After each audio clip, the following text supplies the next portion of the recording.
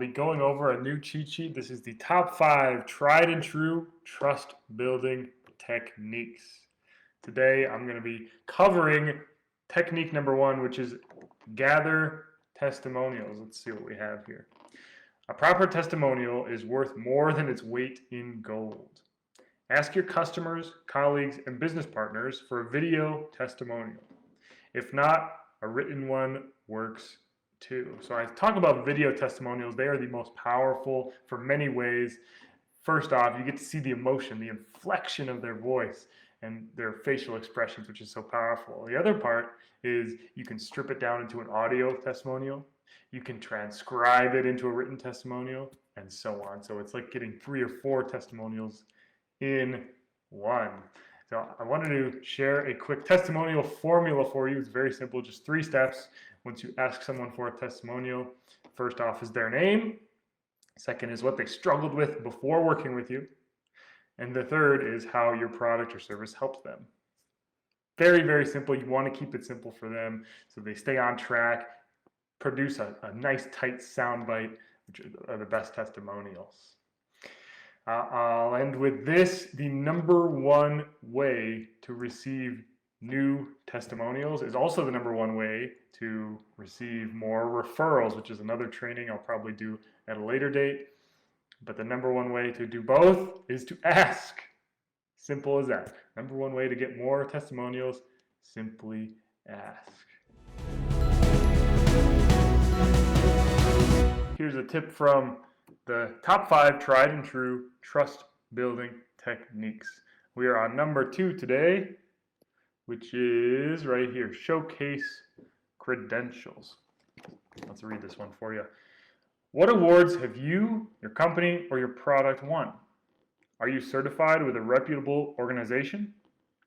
These are all pieces of valuable social proof. So credentials are so powerful. Think of if you're an MBA or if you've got other letters attached to your name there. Let's say you won some award in your local chamber, or maybe you're the vice president or another leadership role in a other organization. That's something you want to showcase somewhere. I mean, think of car commercials, how they talk about J.D. Power and Associates and how they show their awards and all of that. That's really powerful. So park them on your website, in your About page. That's a great place to put them. If you're networking, meeting new people, you want to be subtle about them. So slip them into stories. Like, for example, when I was getting my MBA, blah, blah, blah. You just put your credential out there. Or last week at the Chamber's, young entrepreneurs or new entrepreneurs association dinner, I was talking to blah, blah, blah. Another example, last week I was attending the Young Marketers Association. I'm just making this up. But you can see how you can slip them into stories and not have it be a braggadocious way or I'm this or I'm that. So slip them in there, showcase those credentials, and that's going to bring you some more social proof. We are on number 3 of my top 5 tried and true trust building techniques. Number 3 is leverage publicity. So I'll read that one for you.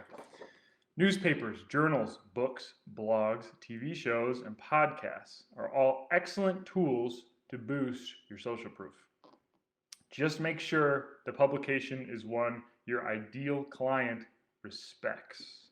Once again, that's number 3 of the cheat sheet here. So what does that mean? That last piece is very, very important. One that your perfect customer respects. In the business world, there's lots of business-focused publications or reputable ones that you want to leverage and become a part of. And especially with some of the major news outlets, right? It depends on the beliefs, the values, and even the political affiliations of your clients. So that's very important. If they lean one way, I don't want to get too political, but if they lean one way and you have a publication in the opposite viewpoint, are not necessarily going to respect it. So what are some examples? In the print examples, you've got Entrepreneur Magazine, Forbes, like maybe 30 under 30, something like that. The Wall Street Journal, of course, even some local newspapers in your area or your perfect customer's area would be big as well. TV, of course, there's CNBC, there's all those, there's Fox Business, even like Shark Tank if you've got a product. And much like Showcase Credentials, you want to slip them into conversation. Maybe you saw my podcast on so-and-so, or maybe you caught my article in Entrepreneur Magazine where I talked about blah, blah, blah. So you want to leverage that publicity as best you can. We're on technique number 4 on the top 5 tried and true trust building techniques. Number 4 is present statistics. Let me read that one here. You can't argue with facts, so it's worth keeping up with the news of your industry for statistics relevant to the problem you solve or your solution to it. Pretty simple. So I thought I'd gather some statistics about testimonials. So let's say if I was selling an online course that dove a little deeper into this, which I likely will do in the future, I might pull out some of these statistics, such as 88% of consumers say they trust online reviews as much as personal recommendations. Here's another one. Customer testimonials placed alongside more expensive items increased conversion rates 380%. So notice how all these are relevant to my marketplace, are all about testimonials and how powerful they are, and the hard numbers that people have done studies on to bring that to light. So that's very key. You want to make them relevant to whatever you're selling. And another piece to this is, in general, around 20% of the marketplace are logical-minded people. So when you present statistics like this, that really speaks to them. And other than, there's different emotional and desire-based things you could put out there, but it doesn't quite speak to the logical-minded. So you want to mix it of both so you speak to everyone in your market. We're already on the final tip, the final technique, the top 5 tried and true trust building techniques. Number 5 here is borrow notoriety. Here's what it says. Keep an eye out for celebrities and famous people who endorse what you do. Again, make sure these people are those your perfect customer holds in high esteem. That is tip number 5. If you get a personal endorsement, someone endorsing you specifically, that is phenomenal. But like I say here, it doesn't have to be that way. It could be more general, more indirect, where they endorse what you do or who you service, what your product or service is. So for example, if I was promoting social proof for testimonials, I could say stopping advertising to save money is like stopping your watch to save time, which is a quote from Henry Ford, one of my favorites. And guys named Henry know what they're talking about for the most part.